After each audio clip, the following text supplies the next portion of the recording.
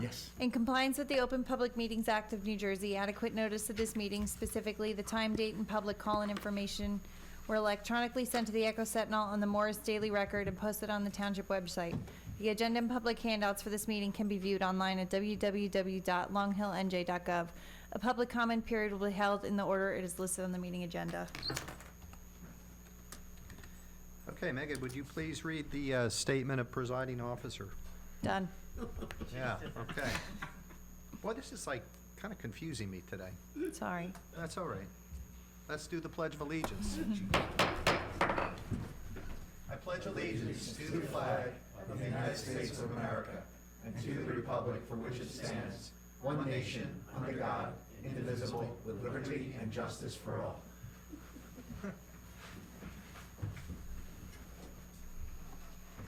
All right, Megan, can you please take the roll? Committeeman Dorsey? Here. Committeeman Ray? Present. Committeeman Verleza? Present. Deputy Mayor Paserchia? Present. Mayor Lavender? Here. Okay, let's go into ordinances. Going to ordinance 511-23, first reading and introduction. This is for setting fees for lead paint inspections and supplementing and amending Chapter 16 of the Township Code entitled Property Maintenance. Jack, could you give us just a synopsis on what this is? Yes, the state recently passed a law requiring lead inspections for all turnovers of properties built before 1978 to have lead paint inspections. Basically, what we did here was we incorporated the state law because it doesn't require, a separate ordinance, and we set the fees. We set a local fee of $50 plus $20 has to go to the lead paint fund or whatever. Just rentals. And this is just for rental properties, right? Correct. Okay. All right, can I have a motion to approve ordinance 511-23? So moved. Second. Committeeman Dorsey? Yes. Committeeman Ray? Yes. Committeeman Verleza? Yes. Deputy Mayor Paserchia? Yes. Mayor Lavender? Yes. Okay, next.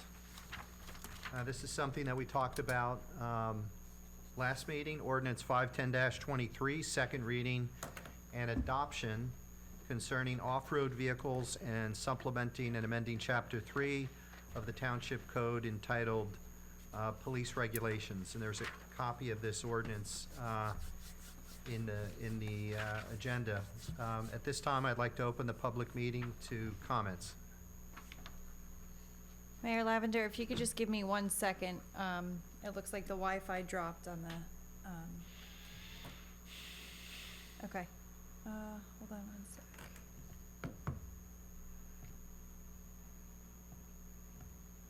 Okay, we're good. Okay, is there anybody here in the courtroom that would like to comment? Okay. Megan, anybody online? If anybody on Zoom would like to make a public comment, please raise your hand now. I don't see anyone, Mayor. Any of the committee men like to comment? Vic? Nope. Brendan? Nope, I'm good. Guy? I'm sorry, sir. Matt? I said one, do we do a carve-out, Jack? I'm just looking real quick. If somebody's using like a four-wheeler to plow their driveway or something like that? That's specifically exempted. Okay, all right, and move like stuff around their yard. Right. All right. Right.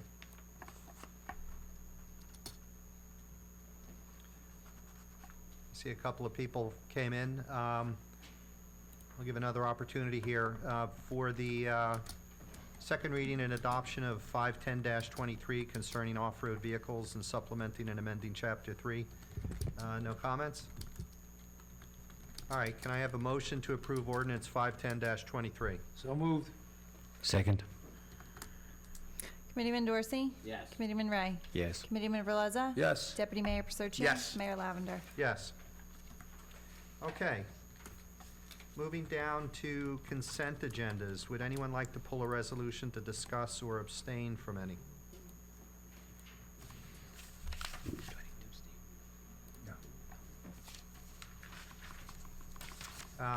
Yeah, I would like to just get some comments, and in no particular order. Nancy, for 23-074, resolution authorizing purchase of audio-video equipment, can you just expand on that? Yes, this, as is very apparent to everybody, we've had issues with broadcasting our TV, with Zoom and various technical issues. We went out and got, solicited 3 quotes to upgrade the system. It's not the TeleView system that we bought a few years ago, because that is, we're not changing that. This is basically the system that operates the cameras. That has been the root of all the problems that we've had with our broadcast. So we are getting, we had an unpaid system before, unsupported unpaid system. Now we're getting a supported system where we'll have 24/7, it's actually 24/5 support. And it includes 2 65-inch, I believe, TVs that would go over there, kind of back behind Megan's head over there where you see that connection. One facing the audience and one facing you, which will be able to be used for land use board applications. It'll be able to be used for here, for our meetings. It will enable the audience to see the Zoom screen. It'll enable them to see when you put up, somebody puts up like the rec presentation, things like that. It's also very useful for training. DPW trains, they do a lot of video training. And now they're stuck watching on like a computer monitor in the conference room. So it would be helpful for them to be able to sit in the audience and watch, because the pull down screen, the last time we tried to use it and the AV system just doesn't line up right. You have to have it perfect. Somebody bumps it, doesn't work. So this has been something that employees and land use members have been asking for a long time, committee members for a long time. So we finally, got it together, got the right kind of quotes. And this one, they all came in under the bid threshold. And this one was the most advantageous. So if you approve it, then we would have it installed. Probably wouldn't happen till May, is what we're told. So functional in May? Yes. Okay. And includes training too for employees. And the budget money for this was pre-existing from last year? Right, this is no new money. This is money from several years ago. It's from a grant that we got through when Matt was mayor, the first time. From investors. From with citizens investors. now. We had some money left in that. And we had money from an ordinance back when we originally budgeted for this, Okay. back about 2019, I think. Does this solve the echoing on the Zoom? Okay, so it does, I don't think that there is any more echo. There shouldn't be. We believe that we discovered what that issue was. There's still some audio, there could be still some audio issues. The audio system is a completely separate thing, and it is kind of intertwined with the court audio as well. Yeah. So we'd have to, that's governed by the state. We'd have to separate those, So we still have a separate probably. issue with that? You have a separate issue, which, I, like, knock on wood, it doesn't seem to be a problem right now, and, hopefully, could wait, Yeah. because I don't think that we have the issue. We had like a double microphone issue, which is why we're getting the echo, and I think that's been fixed, so. Okay. All right, good. I appreciate the explanation on that. Everybody else okay? We move forward. Can I have a motion to approve resolutions 23-070 through 23-074? So moved. Second. Committeeman Dorsey? Yes. Committeeman Ray? Yes. Committeeman Verleza? Yes. Deputy Mayor Paserchia? Yes. Mayor Lavender? Yes. Okay.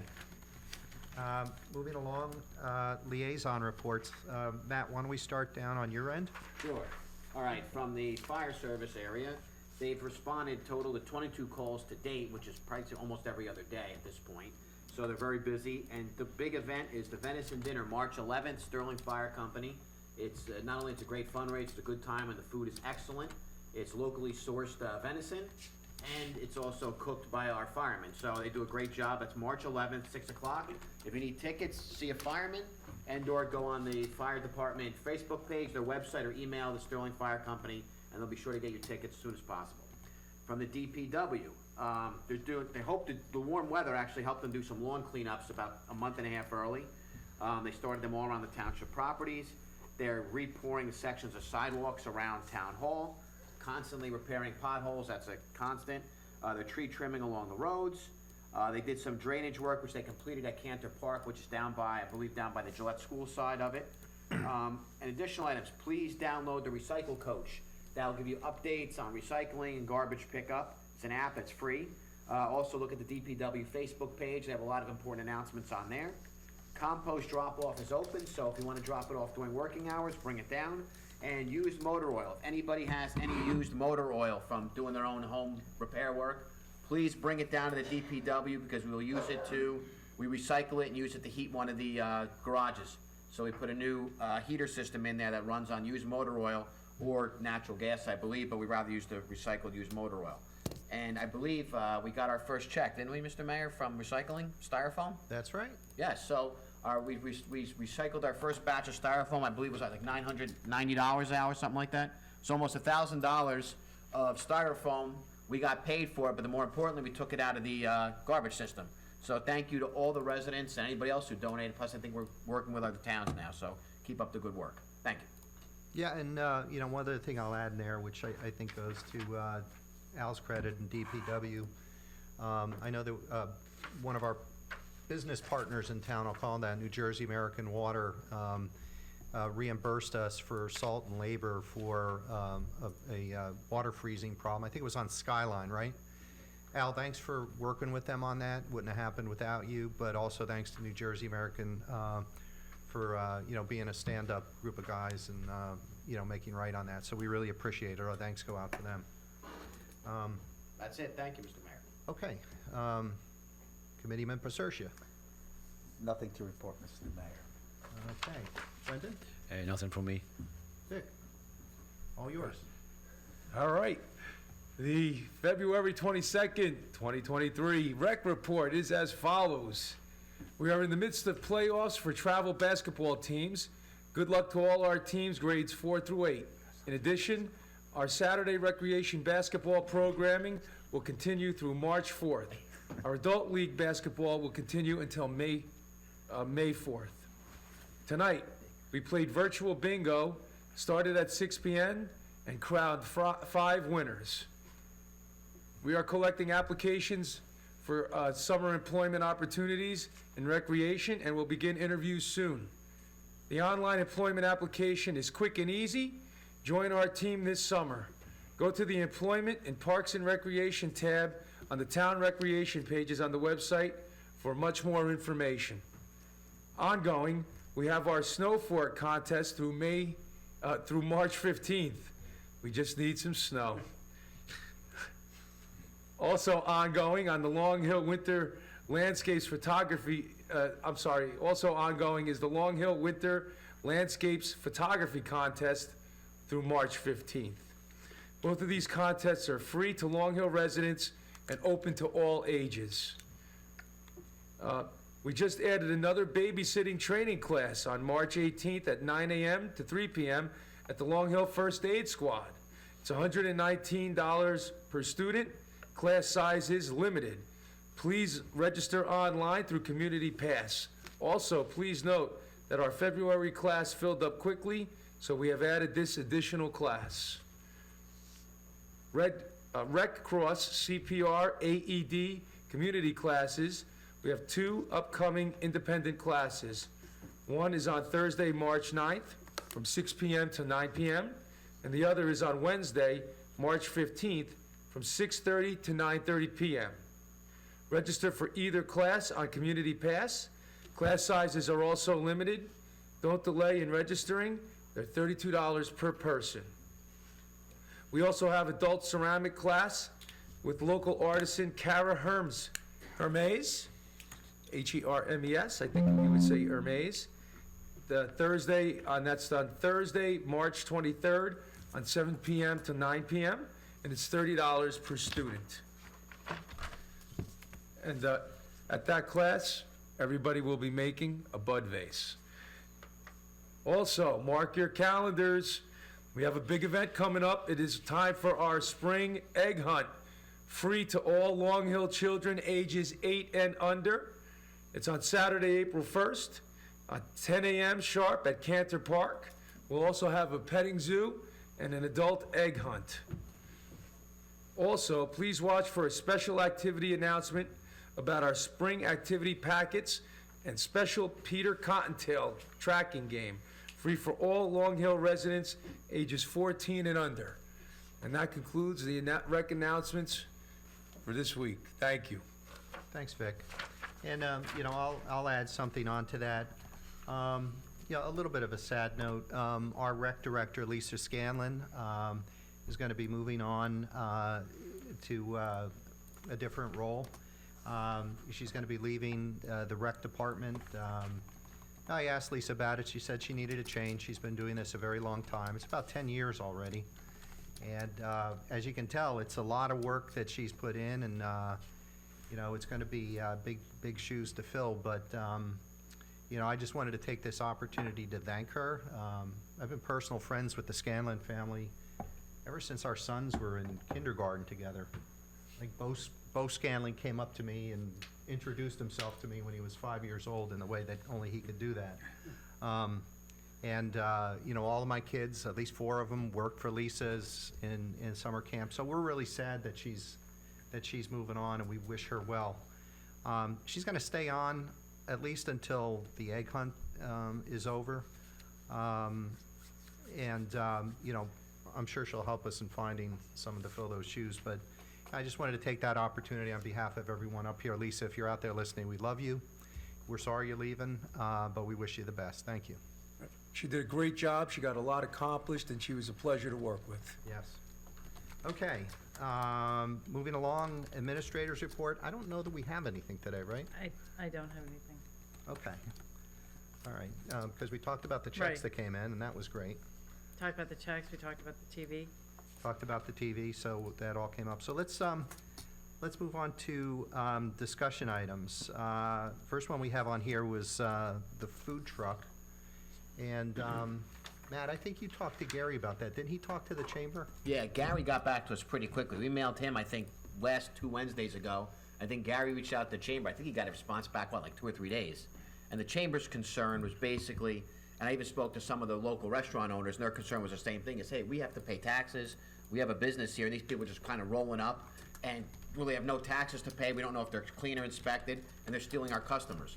So from the chamber perspective, and some of the business owners I spoke to, they were against this, letting these, obviously for special permits, they have no problem with that, but on a continual basis, they didn't think it would benefit the members of the Chamber of Commerce or the local eateries. Yeah.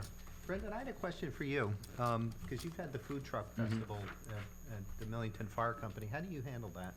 In terms of, Do you do like a special event license for them? yeah, How we does do that work? we do a special event license for it. How onerous is that? The special event license isn't onerous at all. It's really straightforward. And do they have to get inspected by the Board of Health or anything like that? Yep, they have to get a Board of Health inspection and then a fire inspection. Okay. So theoretically, if a commercial property in town wanted to have a food truck come on, they could just manage it like you did. Yeah, And it's for a singular date. And so how onerous is it to repeat that? on a, Like if they wanted to do it once a month or once a season, like once every 3 months? yeah, I mean, it really isn't at all. I mean, the hardest part actually is getting the food trucks with the we found. But once you have them, Once you have them. yeah, the rest of it's very straightforward. And what is the cost for the permit? Do you remember? I think it's $100. Is it $100? There's nothing. Oh, there's- Well, it depends with police coverage if it's needed or not, Yeah. but a lot of special events permits Yeah. that we get, it's a lot of Because I know that. Millington Firehouse, it doesn't require Yeah, because I know the There's- committee's there's always been very good exceptions. and waived our fees, and so that's why I'm not too sure what it is, but it may be, there may not be a fee. And are those permits passed by resolution? Yep, Okay, yeah. all right. So, yeah, So- it really is a path forward. Right, so Sure. the chamber's objection on this is probably for a food truck being there on a constant basis and basic Yeah, parking. I think, for example, if Millington did their food truck festival, nobody really, they support something like that, but it's, if somebody rolls up and parks like 3 or 4 days a week, that's what they're against. But like I said, a special event, like say the Little League did something, or the Baseball Association did something like once a year, or when they did I think the police did something back here one day, they have no problem with something like For that. a commercial one-off. property, maybe they do it once every 3 months or once a month, or, I don't think that was the issue, maybe once a month, but like if it's a special event, they'll 100% support it, that's my indication. But for something that's a constant competition to them, and they even said that the price that we would charge the food trucks to be there is peanuts compared to what they pay in property taxes. yeah.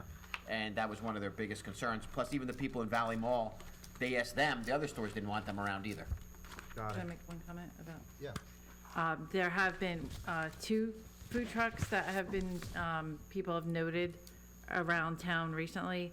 And so our code enforcement officer made contact with both of those and informed them that they needed special use permits.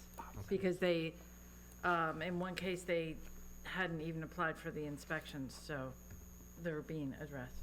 Okay, all right. All right, well, this will be an ongoing dialogue, but thanks for the information, appreciate it. One other discussion item that's not on here that, I wanted to bring up. There's been an idea floating around regarding, and then Al, maybe you can listen to this as well, because I might want you to comment on it. The drainage tributaries coming down through Sterling, there's what, like 5 of them? Something like that? So one idea that's been floating around is using a drone to do a scan over the top quickly and see if there's any obvious blockages that we need to address. I know this is, blockages was a topic that came up sometime during the year last year, I think you remember. And, so there's been some dialogue. There are some FAA-registered drone operators in town that would be willing to volunteer their time to do a scan over the top and shoot a video for us. Jack, you and I talked about it from a property rights perspective. I don't know that there's anything there we need to worry about. Nope. Would video like that be helpful to you? If we could pinpoint some... Yeah, come on up. And the whole point would be to just identify some obvious things instead of like walking all those tributaries, just to be able to scan through and zero in on whatever problems, or find out that there's no problems and then Yeah, all's good, right? My only concern, Jack, with the property that the gentleman came last year, that it wasn't our waterway or That's right. our property maintained. And I like the ditch going through Main Street is Morris County's waterway. So, Yeah, one of the issues that Nancy had researched was that, we don't own any of them and really don't have a legal obligation to maintain them. right. But if we mobilize some volunteers to Right, go in there, yes. they could do it, assuming we got permission from As the far as property. handwork, I don't think they would have a problem with it. Yeah. Their shade tree supposedly takes care of that, but they have a very small department at the county level. So it's very hard for them to come down and take care of some of the blockages. Okay. I mean, the thought would be to do this before the trees leaf in, Yeah, right? So maybe we just kind of continue the dialogue with you, if you can kind of help out with that. sure. Offer some expertise, that would be great. But, I think the other thing is, one of the officers has an FAA license for a drone as well. Maybe we can get a couple of people. I don't know that it would take that long to do it. No, I know the officer you're speaking of, he's very good with the drone. I think Yeah. that'd be quick. Yeah, and as we discussed, you would notify people, residents, Yeah. that it was going to happen, so they weren't, Yeah, I mean, the whole point is to scan those things, look for obvious problems, and if we don't find any, great, then we know that, we're golden. Okay, All right, thanks. thank you. Okay, any other discussion items anyone wants to bring up? Okay. That said, moving forward, old and new business. We have a resignation to accept, Brian Johnstone from the Board of Adjustment. Can I have a motion to accept Brian's resignation? So moved. Second. All in favor? Aye. Aye. Aye. Okay. Next, Township Committee appointments. Two things, to move Jessica Brennan from Alt 2 to unexpired member term. And which committee is this? Board of Adjustment Zoning is board. To take, Yeah. right, Oh, to take that- Brian. yeah, To that- take Brian's spot. All right, so this is for the Board of Adjustment. So we're going to move Jessica Brendan from Alt 2 to the unexpired member term, and then move Tom Flatley from Alt 2 to unexpired Alt 1 term. Both of these would have terms that expire on December 31st, 2024. Can I have a motion to accept the changes to Township Committee appointments? So moved. Second? Second. All in favor? Aye. Aye. Okay. Mr. Mayor, can I ask, have you spoken with the chairperson to see if he has a recommendation Oh, to fill up. for second alternate? For the Board of Adjustment? Yes, sir. Yes, I have. I have a name for him, and he's going to talk to him and see if he's Understood. willing to take it. Good job. Thank you. Okay. Announcements. So Matt, I think you Hit the venison dinner. hit the venison dinner. March 11th, 6 PM, and Long Hill Township Friends of the Library Shred It Day, April 22nd, 10 a.m. to 2. Nancy, do you have any color on that? It's something it's a fundraiser for the Friends of the Library, and they use that money to help the library to buy things that they're not able to buy with their budget. There is a charge per box, I believe, $10 per box. And they hire a truck comes and shreds any sensitive documents that people bring, and the money goes to help the library. Great, thank you. All right, any other announcements? Okay, seeing none, I will now open the meeting to the public for remarks and statements pertaining to any matter. Please limit your comments or remarks to 3 minutes.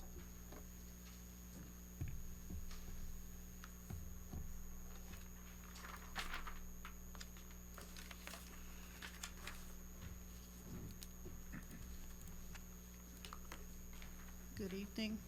Can you hear me? Pamela Ogens, The Crescent, Millington. Last meeting, I inquired about the master plan and the completion of the elements. I wondered if there was any update, and correct me if I'm wrong, but Committee Member Pacercia and Committee Member Ray, are you also on the planning board? No. No. I'm on the You're on the board. planning board. So my plea is this, that when the elements are ready for resident review, that we have sufficient time to look over. My concern is that it'll require a quick turnaround, and I anticipate that there's not going to be any problem, but we will need some time to review that. As you know, I sat on master plan for 3 years, so I would like some time to review that. For the benefit of the public and for the Echo Sentinel, Mayor Lavender is also on the planning board. Oh, I knew there were two heads. I haven't been sworn in yet. Next Tuesday. Gotcha. Sworn at. I get sworn out every day. Sworn in. Actually, both of us have to be sworn in, so we're not really on it yet, right? That's right. Yeah.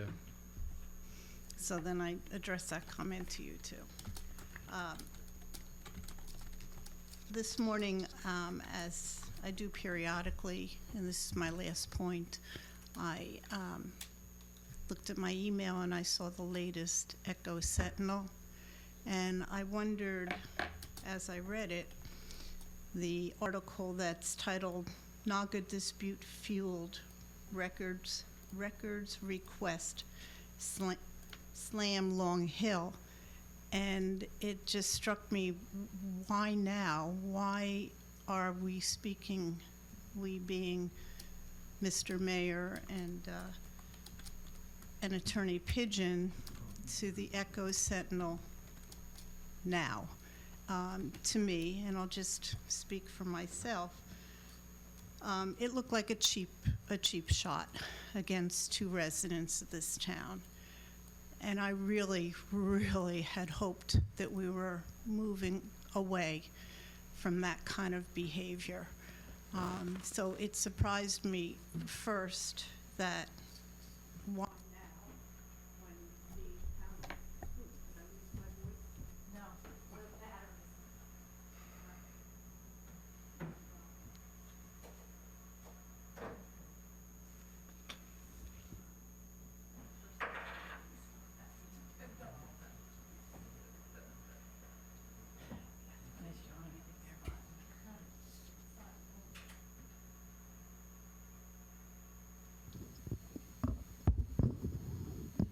Thank you, Megan.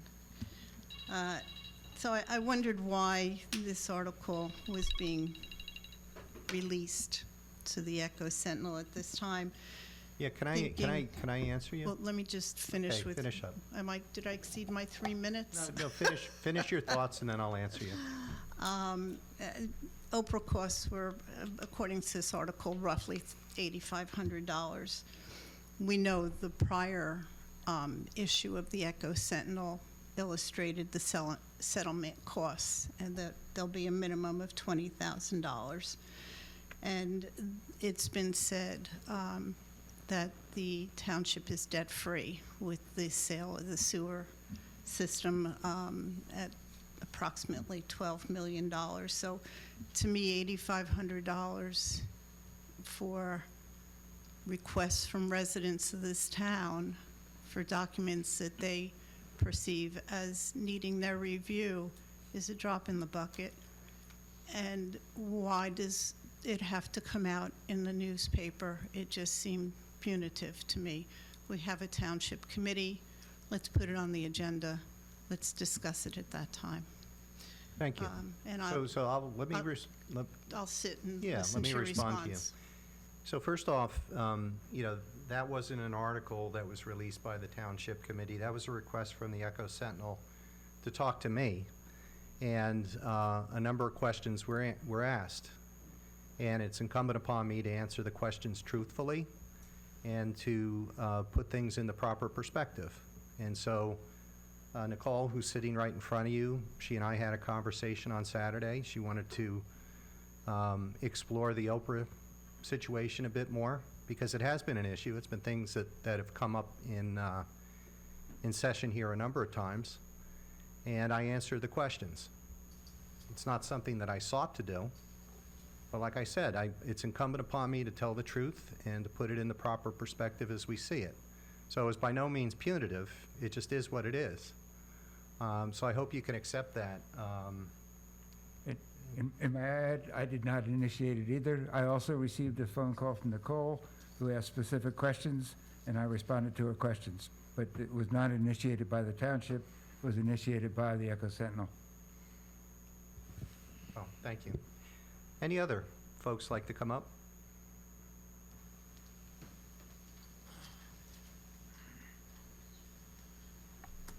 Joe Ferrandino, 623 Chestnut Street. Last time I was here, I lost my call, and I apologize for that. I don't apologize for asking for the administrator's resignation, though. That I don't apologize for. How much exactly has it cost us, grand total, for the television system that didn't have a problem with before? All this new video, audio, et cetera, grand total. I don't have that amount. Well, the last one was what, 39,000? Is that correct? It was like 4 years ago. I don't have that. off my head. You know, I can't help. They had the guy who was the comptroller for the United States on television.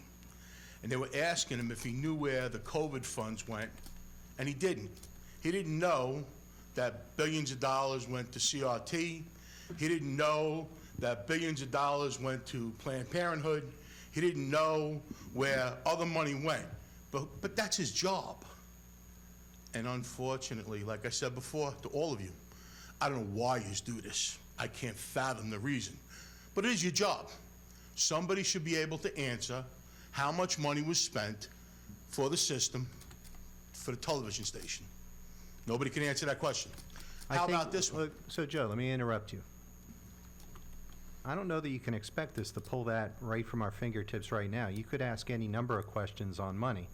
If you wanted to get an accurate answer on that, my suggestion would be send Nancy an email, ask the question, give us some time to research it, and get back to you. Is that reasonable? That's 100% reasonable, Okay. yes. The other question would be grand total. The reason why I lost my temper the last time was because I was told that the whole Naga incident cost us $75,000, which to my knowledge, the MRI report was already $30,000. Then in the paper said he just got a settlement of $600,000. What's the number on that, if I could know? And what's GIF? General Insurance Fund? I get lost with these mean, acronyms. JIF. JIF, okay.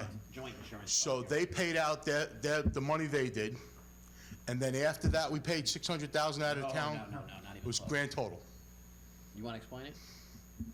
The total was 600, 350 came from the JIF, 250 came from the town. But out of that 250, 180 was budgeted for the police, chief of police salary anyway, so really the town paid $70,000. Thank you very much. It just didn't seem fathomable since the report cost 30,000, whatever.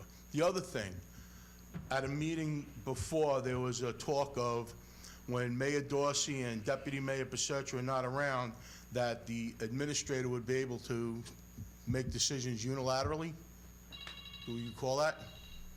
I don't recall that. On what area of authority?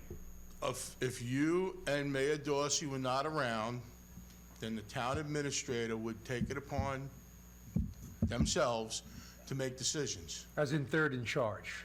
as in third in charge. Right, got it. That, Oh, that wasn't, Oh, wait. that didn't happen?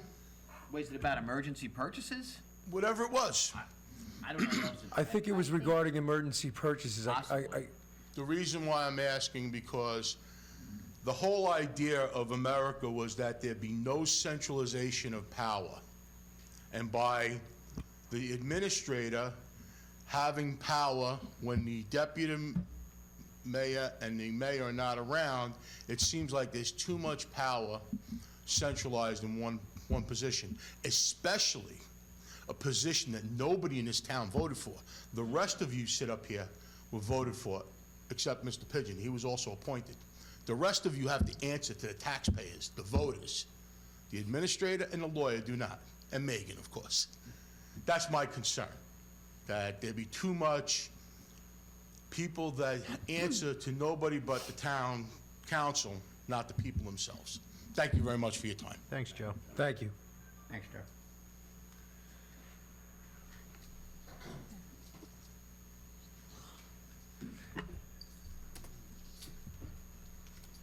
Good evening, Frank Liberato, Heritage Road. One compliment, it's nice to see everyone in business attire tonight at the meeting. I think it sets a nice tone for everybody. It's a nice change.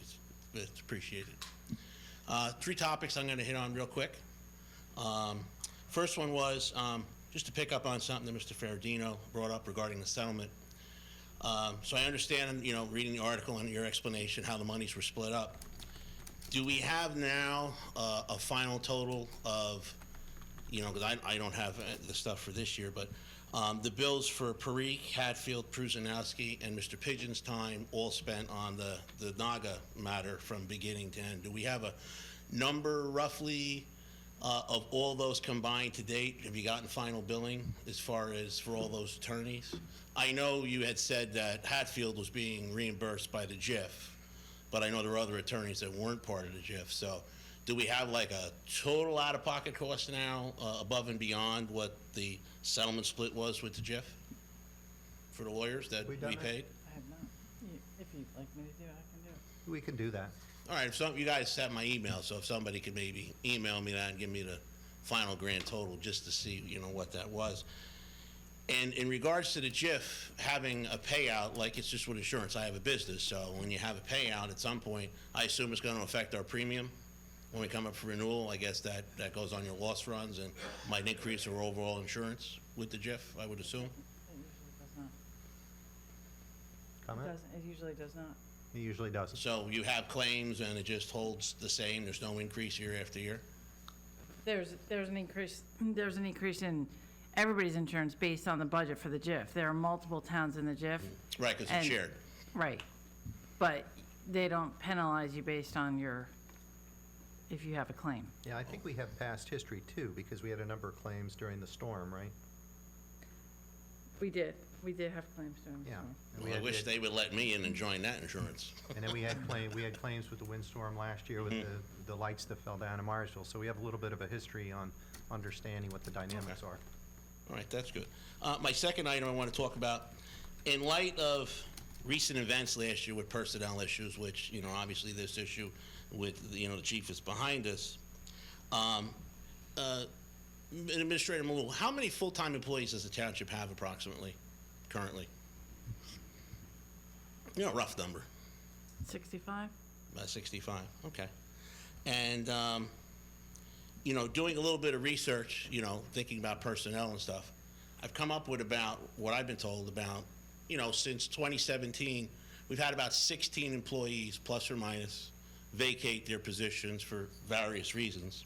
And I wanted to know, when there's a turnover like that, do you do exit interviews with the employees so you can kind of gather, you know, employees' reasons for leaving, whether it's retirement or they're not happy in their job or they're taking a better job? Is there like an interview that's done with everybody, like most companies? I do. And you do the exit interview with everybody? And then what gets done with that information? In other words, is that information shared with the committee? So if there's something that needs corrective action going forward, is that passed along, or is that just like kept in a file and put away? I pass it along. So you like keep minutes and then it goes in a file, or it's just more of a verbal kind of thing? It's more of a verbal. And having, you know, seen everything that's gone on and where the money that we've paid out with the Chiefs incident, have we gotten to a place yet where we've hired an HR person, full-time or part-time, to actually start managing this function independently from the group? Yeah, we've looked at outside services. I don't know that there's enough work here to hire a full-time person. I think that would add a ton to the budget. So what is stopping us from hiring a firm or a consultant or somebody to have that mechanism in place now? I think two things, right? So first off is determining sort of a scope of services. And, you know, it's very basic, you know, figuring out what you want, right? Are you talking about, well, not you talking about, but you can look at this from several perspectives. Setting employee goals, right? Having regular review processes through the years. Do you have a system where people log in, put down what they're supposed to accomplish, and then have their immediate manager kind of rate them on a periodic basis? We experimented with stuff like that the beginning of last year. The second thing would be hiring standards, HR policies, et cetera. So it could be this expanding thing, and you've got to rein that in and not bite off more than you can chew, right? So I think right now we've talked to a few people. It's something that we're serious about, and hopefully we'll get to this year. Yeah, because I would think with 65 employees, plus or minus, we need to have something in place. And I was just wondering what the stumbling block was. Was it just simply certain members just didn't want it and want to just keep it run the way it is? Or because for the amount of money that was spent just on this one incident with this one employee, you know, and I don't know what there is with any other employees, but I'm sure the HR function, you know, would be a huge help to the administrator, and it would be huge help to the employees, because I think in any entity like that, you need a neutral party that they could go to and discuss concerns in the workplace. And sometimes going to your boss is not always something somebody's comfortable doing. I mean, I'm an employer. I understand that. And sometimes your employee, it's like, I don't want to go to the boss and say, you know, I got a problem with this or with them or with that, but they feel more comfortable talking to a neutral party. I would say directionally we agree with you. Right? It'd just be great if we could actually get something in place. It would be great if we could get something in place. And again, you know, the challenge is going to be getting our arms around the scope of a services agreement like that, and the system that's in place that supports it, right? Right, and I'm sure you got to go through your purchasing channels to, you know, get the right person, you know, for that. But, you know, doing my research, you know, 16 people over the past 3 or 4 years, you know, is, you know, of concern if there's 60 employees, but, you know. Yeah, I'd challenge you on that a little bit, though. I don't know that, you know, maybe a couple of high-profile ones, 16 people over 3 or 4 years, especially, I think Al, many of those were DPW guys, which tend to switch over pretty quickly, right? Yeah, and so you had COVID. Yeah, in there I as didn't have well. those employees on my list. Directionally, I think we agree with you. Yeah. There's no argument there. Yeah. Like I said, I mean, there's a challenge bringing together the scope on something like this, interviewing the people, and you know, finding someone that we like. And I think monetarily, it'll save us a lot of money, because maybe a lot of issues can get solved through a neutral party, you know, if there are issues. I think we want to see a happy Long Hill workforce. How Listen, about that? we all do, and as taxpayers, we don't want to be paying stuff that we don't have to with Right. legal fees and, you know, of that and the sizable nature. Last item, Thank you. And I appreciate, your answer. Jack, I just had a question regarding Oprah. And is there a set policy as far as, does every Oprah request go to your desk? Or is it the custodian's decision to pick and choose which ones go, or there's certain subject matter that goes to your desk? It's the custodian's decision. So, is that a general policy in most towns, or that's just here? as far I as- believe it's the general policy in Okay, most so towns. basically, everything that ends up on your desk gets screened by Megan, and if she feels it's something of a sensitive nature, then it would end up on your desk. That's correct. She does not send me every Oprah request. So only ones that are might be personnel related, or something that could be legal matter, or it could be something that's just something that would fall into your category of deliberative material. Correct. Or attorney-client privilege. the Okay, various so it's not the exemptions. policy if everything goes across your desk. That's absolutely correct. So basically, every time if somebody makes anything that's hits that barrier, it triggers the alarm, and then it ends up over at your place. Correct. Then you And she them. screens things and takes certain things out, certain records out of the request that she doesn't. Right, simple things, like returning over a manual or something like that. Well, and some more complicated things that she can handle. Gotcha. And does handle. Yeah, I was just curious if there was a set policy in place or how that works, but now I got clarification. No, I think as a custodian, that's one of her jobs. All right, very good. All right, Thank you. thanks, Frank. Anybody else want to comment? Come on up.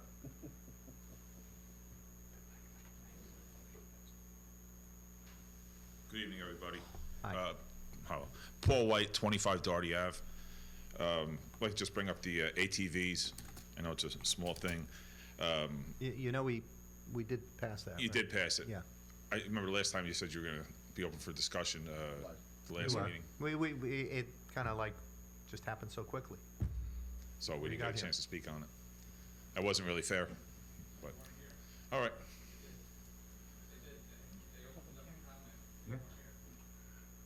For the last meeting. And tonight, And tonight, yeah. All right, very good. Thank you anyway. Well, Mr. White, your concern was about carving out exception to plowing your driveway and stuff? That's already carved out, they carved that out. Yeah, I seen that. I appreciate you calling back. It was just the 450 feet, it's, you could have a kid that, rides their ATV on your property or something, and you're in violation of it with the 450 feet. I just didn't think that was fair. but to some extent, we have to rely on the police. They're not going to abuse the ordinance. They have to make some Right, but, judgment calls. I always say you have the 1% of the workforce, whether it's police or whatever, who's that overzealous person who will, just, exploit it, and, use it. But, well, if you already passed it, I guess I'm too late. All right. If there's anything else you want to say, please, even though we passed it, Yeah, I mean, there's something, I just basically, the 450 feet, I wish you didn't have that in there, because that's, again, a lot of people have quads, there's kids in our neighborhood, and your initial complaint on this was basically the noise. They didn't really care that the people were driving and stuff like that up on Hickory Tavern Road. It was basically the noise. I mean, I was hoping you could've just did the noise ordinance and let that go, but Well, it's passed, it's passed, I mean, here's the other thing too. I mean, if this proves to be a problem, we come back and we change it. we'll revisit it. Right, I appreciate it. All right. Thank you all. Oh, thank you. Thank you. Anybody else?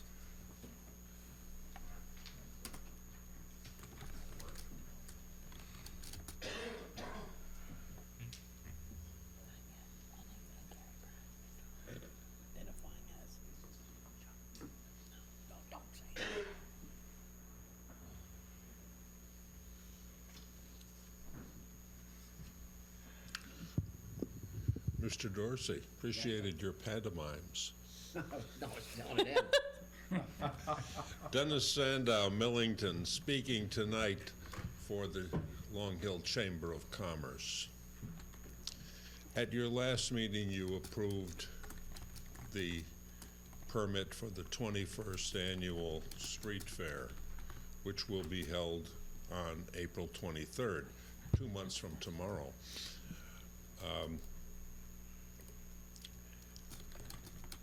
This will be our second street fair since we lost 2 years due to the COVID. And I am soliciting tonight your help i.e.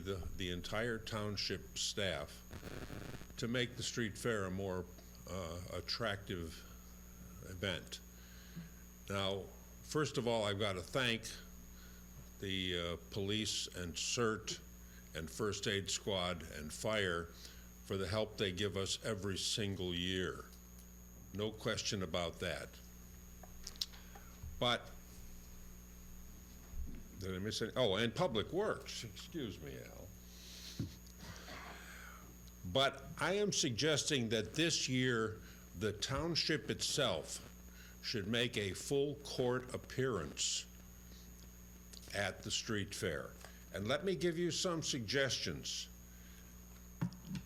And this is based on the fact that for the past 3 years, most of the township officials are either behind locked doors or behind big sheets of plexiglass. This is an opportunity for the township committee, the staff, the committees and boards and commissions to get out in the open air and actually go face to face with the public and shake hands with them and forget about the locked doors and the sheets of plexiglass. The township committee, for example, could be there at a township committee table, not at the political party table, not trying to do electioneering, but actually representing themselves to the public. The administrator could be there, just as a goodwill gesture. The construction department could be there to answer simple questions like, when do I need a permit? How do I get help? Why is scheduling of inspections so tenuous? The engineering department could be there to answer questions like, when do I ask the engineering department for help? And how do I do it, since they're only there a few hours a week? Fire prevention, detectors, smoke detectors, carbon monoxide detectors, what's the gas thing? Radon. Monoxide, radon. Yeah, right, those detectors. Inspections on sale, which are required. I don't want to know how many people who go to the street fair understand that before they sell their house, they have to have a fire prevention inspection. DPW is always there to help us get ready and get cleaned up, but DPW could post a paving list for the summer. Recycling. Last year, the county came and had a booth to talk about the county's recycling effort. But we do a lot more recycling in this town than the county ever thought of, everything from tires to batteries to olive oil. Recreation. Of course, there's always a recreational program or 2 or 3 or 5 to talk about, and maybe do some on-site sign-up. We have a new department. Sorry, Dennis, I was just saying, we don't have by default, is the mayor the liaison to the chamber? Well, the mayor is a freebie de facto member of the chamber. You don't actually have a liaison to the chamber. Because as you're speaking, I apologize for cutting you off. One, I see you are reading off a list. It would be nice if you could send the list. Oh, I'll get a copy of the list to you. Don't worry about that.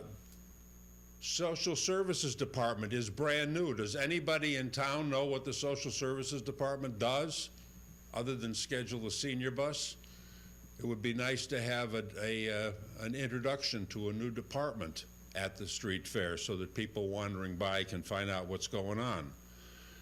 And finally, the tax assessor.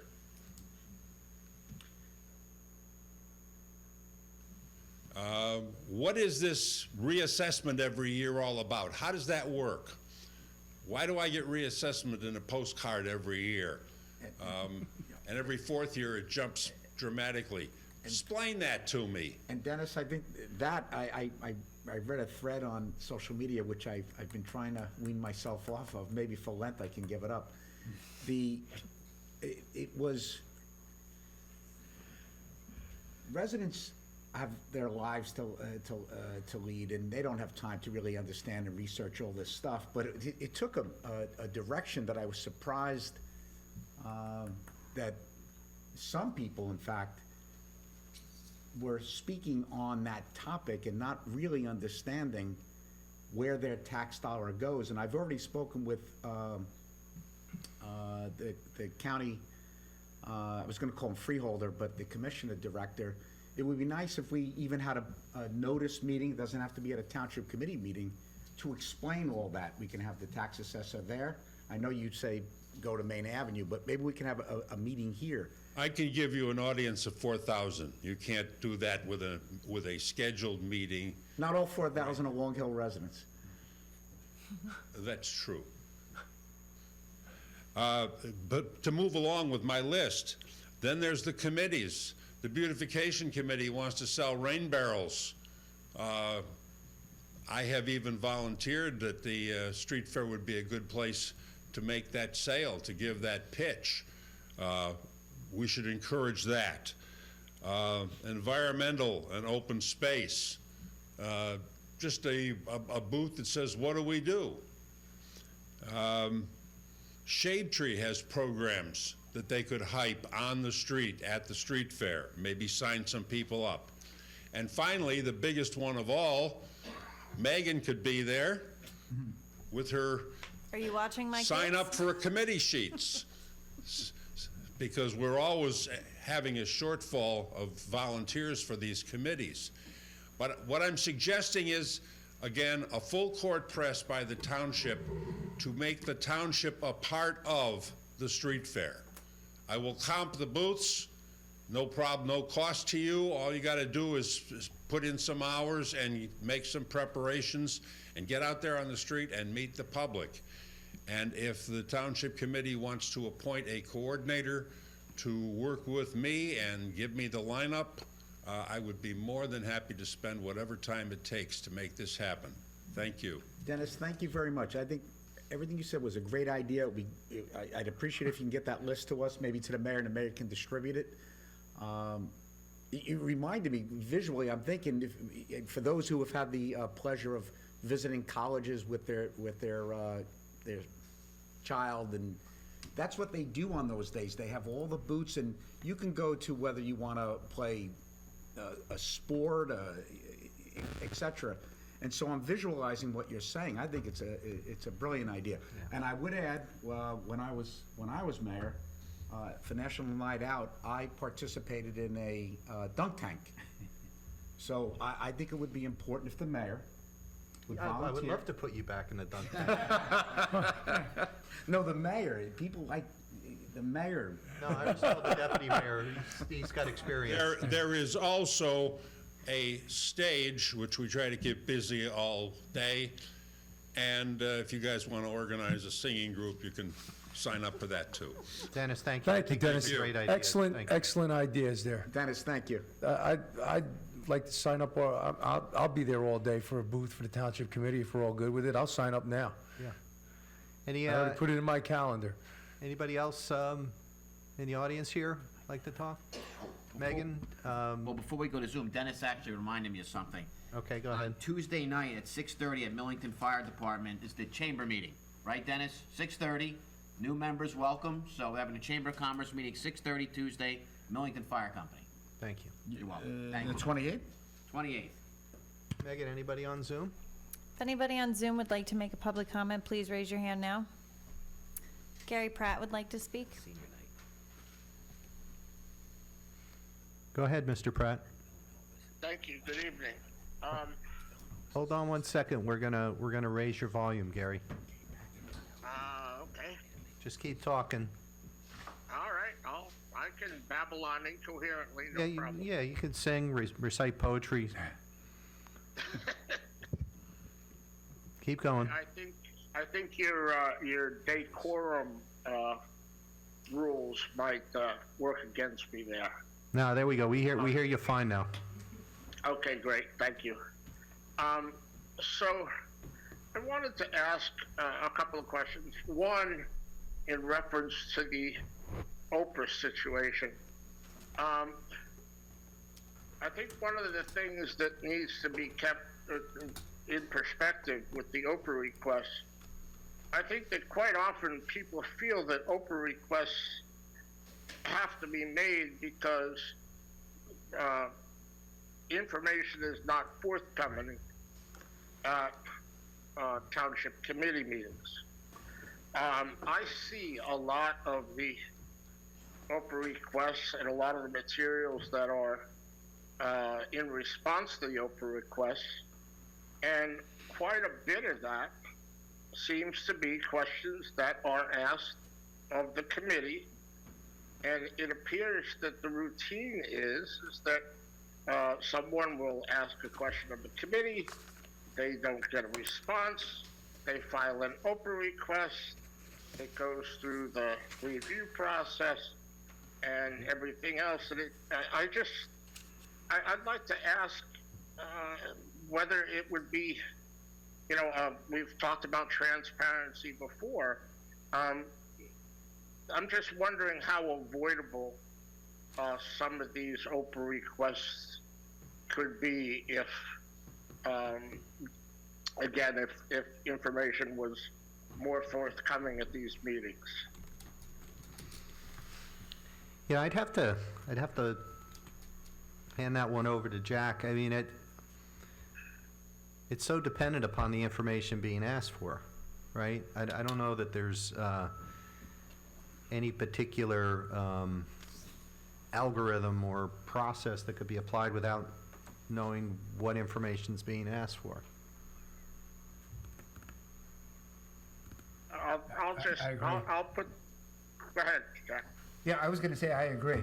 I think most of the Oprah requests are asking for much more detailed information and copies of records, obviously.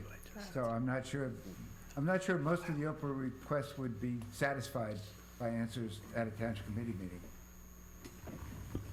Okay. And I think just perhaps food for thought when responding. So the next question is that I no longer subscribe to the Echo Sentinel because, quite frankly, I believe that the cost has gone up substantially in the last few years. But it seems to me, again, like there's all this information that's in the paper about the settlement. Statements are made into the paper. Yet when people ask the same questions at the township committee meetings, we're told that you can't answer that. We can't get that information. Well, why? How does it get published? Why is the information in the paper? And also, why are there comments from members of the township committee when they refuse to make comments during these meetings?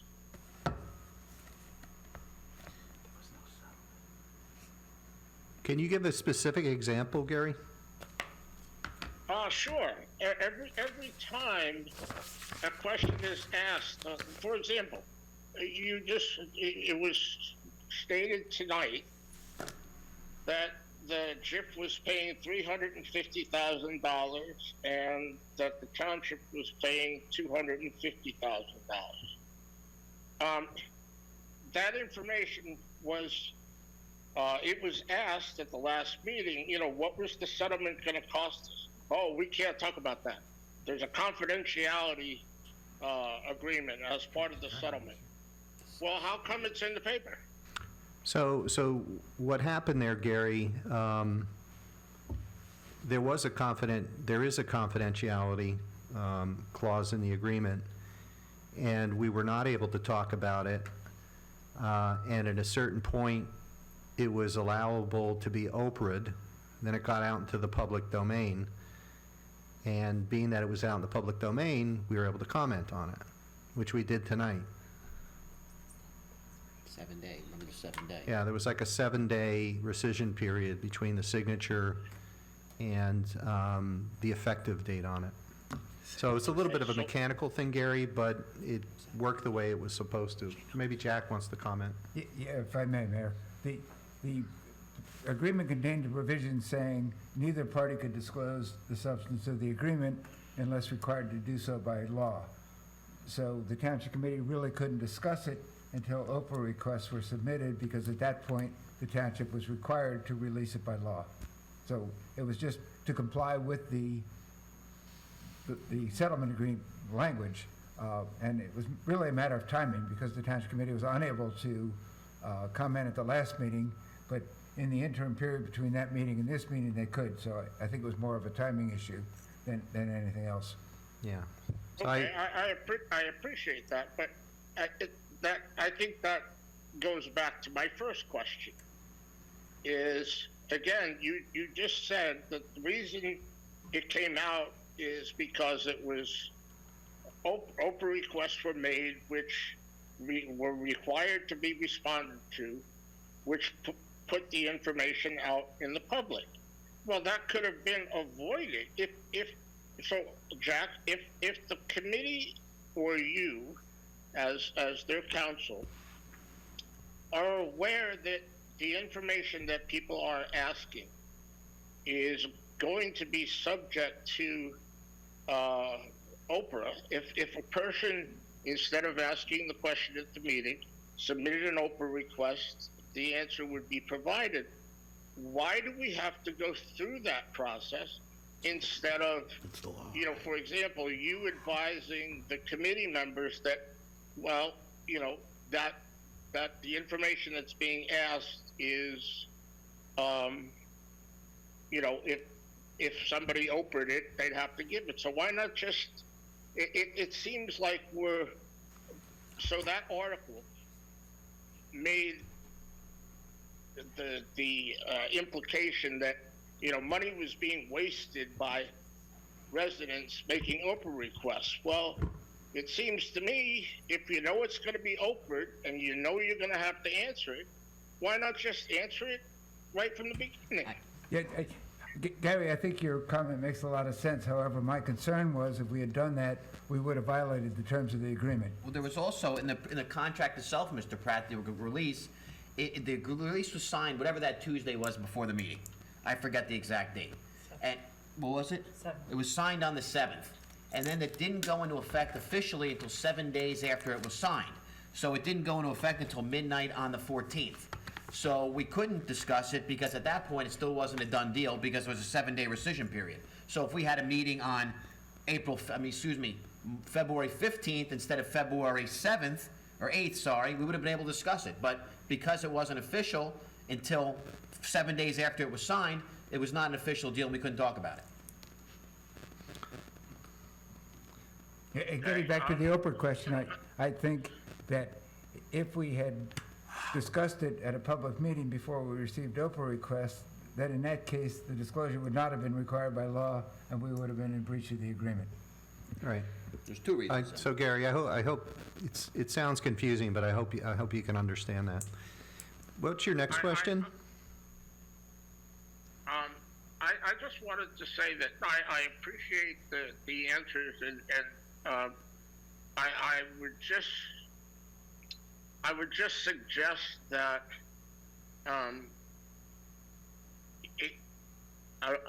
this is my own impression. My own impression is that for quite a period of time, the blanket response was, it's a personnel matter, and I'm talking over the past couple of years. It's a personnel matter, we can't discuss it, blah, blah, blah, blah, blah. But then again, if it's Oprah, it comes out.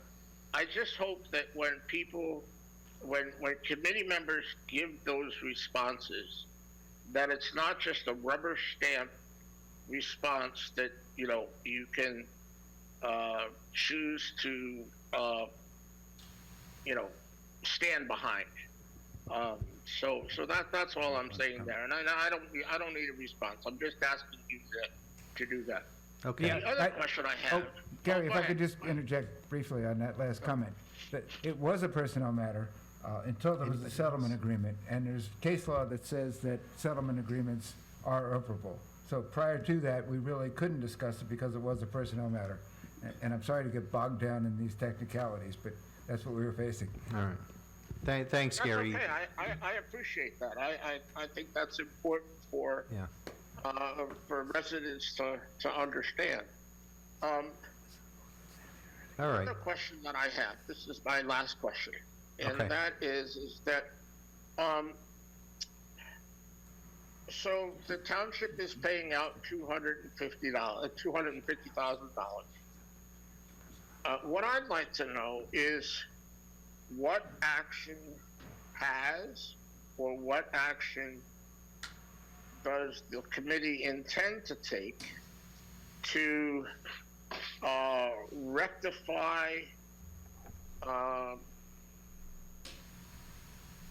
mistakes, whatever you want to call it, about the alleged behavior. I mean, I want to know, has the committee, I mean, it's costing us $250,000. And I understand why settlements are done and all that. It's not an admission of wrongdoing, blah, blah, blah, blah, blah. But, is it the committee's contention that all of the allegations that were made are not true? And if that's not the case, what is the committee doing to, in response to that? Any wrongdoing that was done? So Gary, I think, that is spoken to by the settlement agreement. So I would suggest that you get a copy and read that. I think it will answer your questions. I don't believe so. What I'm asking is, you as the, and I will do that, and perhaps I'm wrong, but what I'm asking is that as taxpayers, we're paying the settlement, okay? Members of the committee and the township staff, accusations were made against them, which, if true, potentially cost taxpayers money. How do we, as taxpayers, how do we know, why or what was done about, whether any of them happened and what was done about them?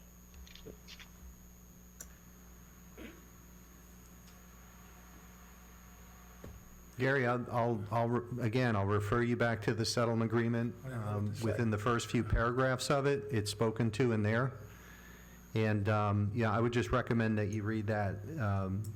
The settlement agreement's closed. We're going to move forward from this affair. And, collectively on all sides, do better. So, Right? so Gary, I'd like to at least point out for the record, and the record does show, the reason there was an agreement is because I only had one vote. I voted no to the settlement, and I saw no reason to settle. All right, thank you, Gary. Thank you. Megan, any other folks online? There is not, Mayor.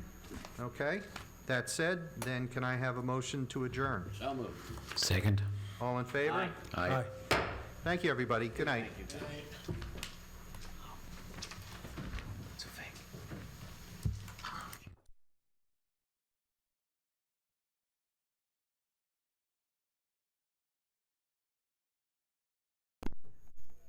Mike. See, that goes on.